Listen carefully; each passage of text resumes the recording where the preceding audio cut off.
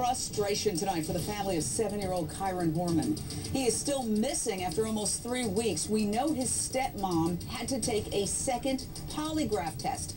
And Kyron's mother is writing an open letter begging for her son's safe return. Kyron's stepmother, Terry Horman, says she brought Kyron to school for a science fair on June 4th, but he never made it into the classroom. Cops will not name anyone a suspect or even a person of interest, but they are awfully interested in what Kyron's stepmother was doing the day the little boy vanished. They, along with Kyron's family, are asking the community's assistance regarding anyone who saw not only Kyron, but also who may have seen Terry Horman, his stepmother, and or the truck that she was driving, the family truck that she was driving that morning. Cops reviewed the stepmom's cell phone records and then ordered the second polygraph. Kyron's biological mom is experiencing unimaginable grief. She wrote an open letter to her son saying, "I pray that you come back to me because I am afraid that I can't live without you," end quote. It's a really heartbreaking case. We've got to find this adorable little boy. Call me, 1-877-JVM says. Straight out to my fantastic expert panel, clinical psychiatrist Dr. Dale Archer, criminal profiler Pat Brown, and investigative reporter Michelle Sagona from michellesagona.com. Michelle, you're tracking this case. What is the very latest? Right now, investigators are looking through all the questionnaires that they collected last night, Jane. They're searching for new clues, making sure they haven't missed any information. As of last night, about 100 cars came to the location to drop off those questionnaires. They could have a little over 100. They're still compiling that information at this particular point. In addition, there are crews on standby, constantly going out, fielding those tips, searching the grounds. There was a search that was conducted on Saturday, but Sunday, investigators did not actually have to go back out again. But today they're moving forward with hopefully some new information. There are counseling teams on hand throughout the summer to help the students. Look, you were saying that they collected questionnaires. That's what correct. were the questionnaires about? The questionnaires were passed out on Friday, Jane. They were passed out to the parents, the staff, the students of Kyron's elementary school. They asked pretty specific questions. They showed pictures of the stepmother, pictures of the Ford F-250 truck that she was driving, pictures of Kyron, asking for information, just kind of the events leading up to the time that he went missing. There was about 10 questions on one page and 8 questions on another page. So they really want parents to sit down with the children and review them. And there may still be some open questionnaires out there that have not been turned in. They do want you to drop those off at the sheriff's office. My big issue tonight, will the cell tell stepmother Terry Horman is not a suspect. She has not been named a person of interest. But numerous sources, including CNN.com, report she was asked to take a second polygraph because her cell phone records may not match up with what exactly she told authorities.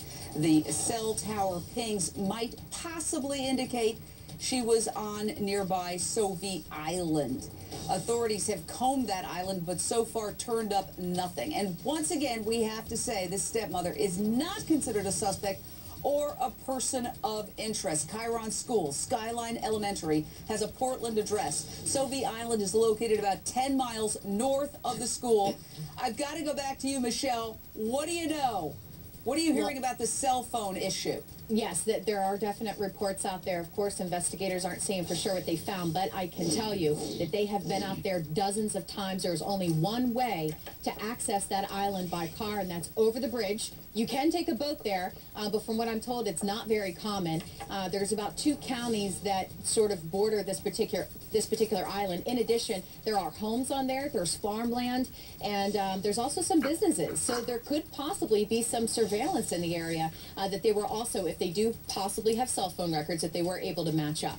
Now, Pat Brown, criminal profiler, according to what I saw in the Oregonian newspaper, at 8:15 a.m., the PTA school president sees Kyron and the stepmother at the exhibit at the school. So they do establish that she did go to the school with the child. And then hours later, he doesn't come home on the school bus, and then she reports him missing.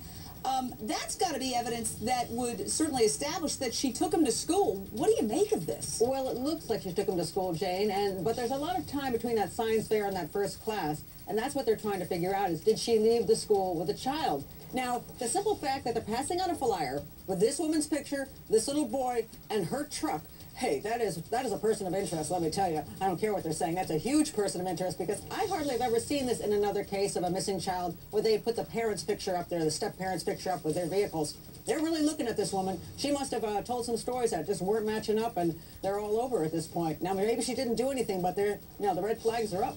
Well, I just want to say that she is not considered a suspect, and a lot of people have come to her defense saying she was a wonderful stepmom. You see these two women there? Okay, the woman with the napkin, that's the biological mother. Here is the stepmother, and it's in a mesh situation, Dr. Dale Archer. The biological mom and the stepmom have been close friends since before this child was born. When the boy was a toddler, according to published reports, the biological mom got sick, went to Canada to seek treatment. That's when the stepmom moves in to become a caregiver and eventually ends up marrying Kyron's dad. What do you make of that situation? Well, I think that, first of all, the greatest stress that any of us can face as a human being would be the loss of a child. And then if you compound that with the fact that all of a sudden you're thrust in as a suspect, I can't imagine what she's going through. So I don't know whether she's innocent or not, but if she is, to have to go through all of this, the loss, and also the suspicion, the polygraphs, and everything else that's being thrust upon her, I can just imagine that the stress level has to be overwhelming for this poor woman. And I want to emphasize, she's not a suspect. Debbie, Illinois, question or thought? Debbie? All right, I guess Debbie is not there right now. But, you know, I have to say this. Terry snapped a photo of Kyron at the school fair, and then she posted it at 1:21 p.m. So the boy was last seen at 9 a.m., Michelle, approximately, and then this posting occurs at 1:21. Do we know what she was doing in between that time? That's the part that we don't know. We don't know what time exactly she left the school. We just know that Kyron did not show up for his first class, and at 3:45, when he didn't get off the bus, that's when investigators were called. All right, more on the other side of the break, and we're going to take your calls.